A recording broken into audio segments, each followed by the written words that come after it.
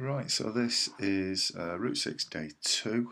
Obviously that's it in full. We're going to have to zoom in on the route, which we'll do now.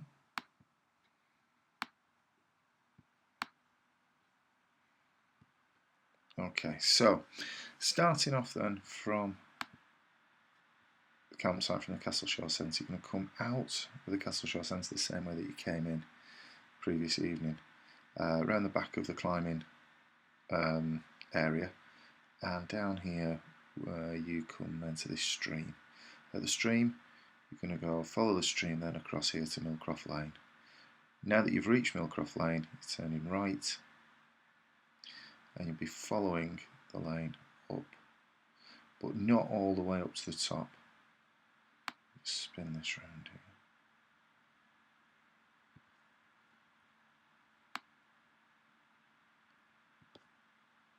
So to the stream, out to the right, and then following Millcroft Lane up. Now, the mistake that some people make at this point is they'll get to here and then carry on straight up blindly up that track, which is not the route that you need to take. There will be a stile, there will be some sort of gate or something of that nature there where you can come through, and you actually come here round the back to your first checkpoint down here, which is Heights Church, and the checkpoint marker is on a stile, attached to a stile next to the church gate entrance.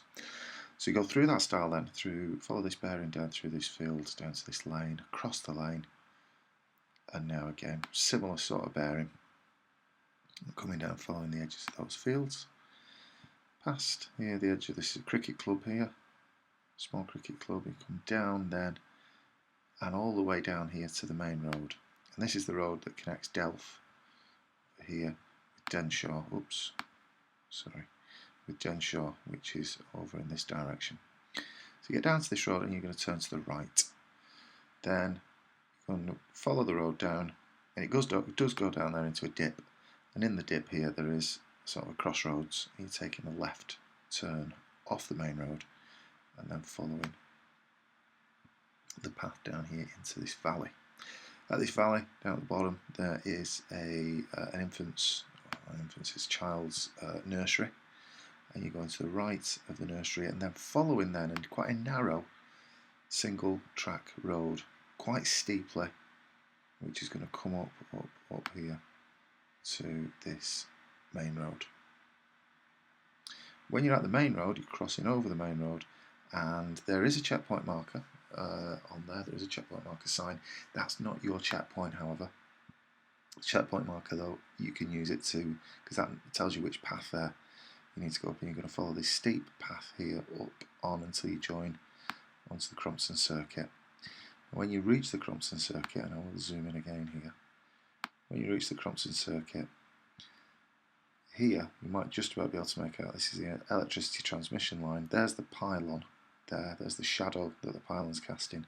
So getting up to it and turning left and going underneath the pylon, and then continuing here along this path, which is a walled path.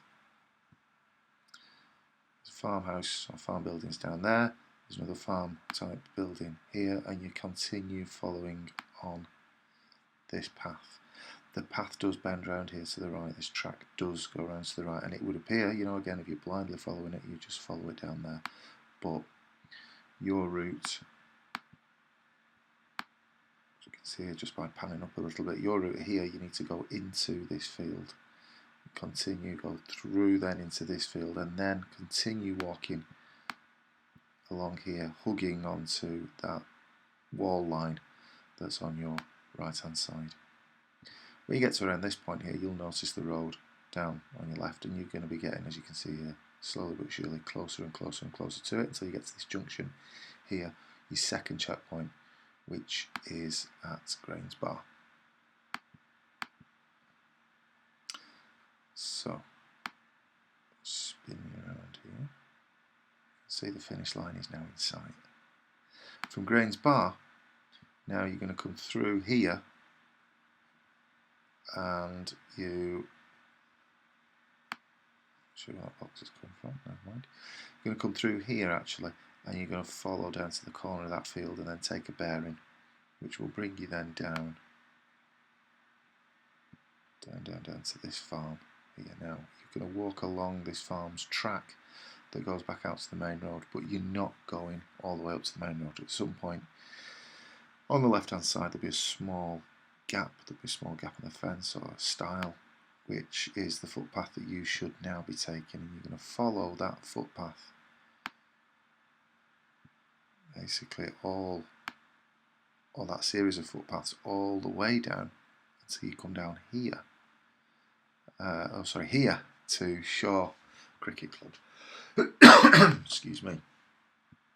Here you need to take a bearing that goes behind the clubhouse, and you'll follow this path, which goes out here, before turning to the right, coming down now through Fullwood, down towards what you should be able to see in front of you, particularly is this building here. It's a large, tall, sort of red and beigey kind of colour warehouse building. Now as you get down here, this is something that people are going to miss unless you're thinking on. As you're coming down here and you're actually walking along here, which is getting towards the end of this building, it's actually here. I think there's a little metal bridge that goes across the stream. You don't go over that. Before you get to that, you need to have turned left. You're going to walk along here, following parallel to the Metrolink line. Here there is a level crossing, so it's not just a random crossing across the Metrolink. There's an actual proper level crossing. You do need to be careful as you're going across it, of course. The trams, in comparison to the trains that used to rumble up and down there, are really quite quiet. Then come up this fairly steep hill, and then you're going to go through this farm complex, and you need to keep quite quiet around the farm, pass through there a little bit like DV ninjas, so as not to disturb the farmers, the farmer or animals. Okay, and you'll come out here, which is St Joseph's Church on Shaw Road. Just going to pan up a little bit here, makes it easier to see. So St Joseph's Church is here. St Joseph's Primary School is behind it. You're going to walk down past the side of it, down the back ends here, the back of the houses, until you come out here. And this is the point. Well, this is Royton and Crompton School sports field. So you come out at the point here, the back entrance to Royton and Crompton School, and you're then going into across the pedestrian crossing here, and then into, following the arrow, this housing estate. As you come down here now, it comes to a point where you've got these farm buildings in front of you. You could follow a pathway up there to your right, which will bring you around to Cowley Shaw, but that's not the way you need to go. You need to go down here to the left, come onto this pathway, this track, gravel road, and then there's a stile that brings you into then this field here. You come across here and then going across, take that bearing, going across the field here. You've got here on your left hand side Crompton and Royton Golf Club. So you end up basically coming out here at Low Crompton, and from here, I'd say if you've made it to this point, the last bit now isn't going to be too onerous at all for you. It should be fairly, if not very, straightforward. So I'll just bring the path around. Okay, so we've got to Low Crompton. You're going to turn right, and basically there is a walled path. You need to follow up until you come out here. This is the point where the Christmas tree, the horse riding school, with the farm where the Christmas trees are sold, obviously in December. Turn right there, back to Londis, and back to school, and that is the end of your bronze expedition.